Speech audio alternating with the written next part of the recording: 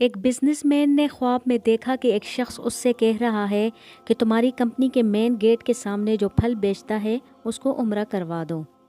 نیند سے بیدار ہوا تو اسے خواب اچھی طرح یاد تھا، مگر اس نے وہم جانا اور خواب کو نظر انداز کر دیا۔ 3 دن مسلسل ایک ہی خواب نظر آنے کے بعد وہ شخص امام کے پاس گیا اور اپنا خواب بیان کیا۔ امام صاحب نے کہا، اس شخص سے رابطہ کرو اور اسے عمرہ کروا دو۔ اگلے روز بزنس مین نے ایک ملازم سے اس پھل فروش کا نمبر معلوم کرنے کو کہا۔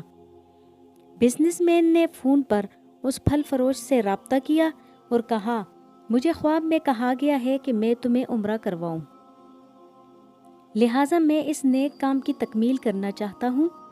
پھل فروش زور سے ہنسا اور کہنے لگا، کیا بات کرتے ہو بھائی؟ دونوں مکہ مکرمہ عمرہ کے لیے روانہ ہو گئے۔ میقات پر پہنچے تو غسل کر کے احرام باندھا اور حرم شریف کی طرف روانہ ہوئے۔ انہوں نے بیت اللہ کا طواف کیا، مقام ابراہیم پر 2 رکعت نماز ادا کی، صفا اور مروہ کے درمیان سعی کی، اپنے سروں کو منڈوایا اور اسی طرح عمرہ مکمل ہو گیا۔ اب انہوں نے واپسی کی تیاری شروع کر دی۔ حرم سے نکلنے لگے تو پھل فروش بزنس مین سے مخاطب ہو کر کہنے لگا، دوست، حرم چھوڑنے سے پہلے میں 2 رکعت نفل ادا کرنا چاہتا ہوں، نہ جانے دوبارہ عمرے کی توفیق ہوتی بھی ہے یا نہیں۔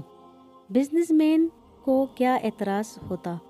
اس نے کہا، نفل پڑھو اور بڑے شوق سے پڑھو۔ اس کا انجام اس قدر عمدہ ہوا اور اسے حرم میں سجدے کی حالت میں موت آئی۔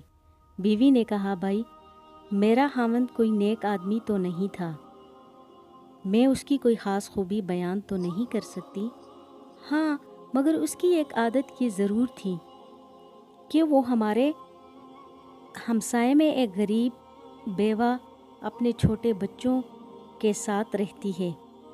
میرا شوہر روزانہ بازار جاتا ہے تو جو چیز اپنے بچوں کے لیے کھانے پینے کے لیے لاتا وہ اس بیوہ اور اس کے یتیم بچوں کے لیے بھی لے آتا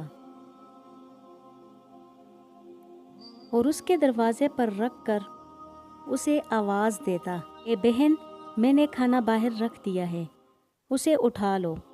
یہ بیوہ عورت کھانا اٹھاتی اور آسمان کی جانب سر اٹھا کر دیکھتی اور کہتی، اے رب العزت، آج پھر اس نے میرے بھوکے بچوں کو کھانا کھلایا، اے رب العزت، اس کا خاتمہ ایمان پر فرما۔ زندگی تو جیسے تیسے بہرحال گزر ہی جانی ہے، لیکن جس قدر ممکن ہو لوگوں کی مدد کریں۔ اللہ تعالی ہمیں ہر طرح کی برائیوں سے اپنی پناہ میں محفوظ کرے اور ہمارا خاتمہ بھی ایمان پر فرمائے، آمین ثم آمین۔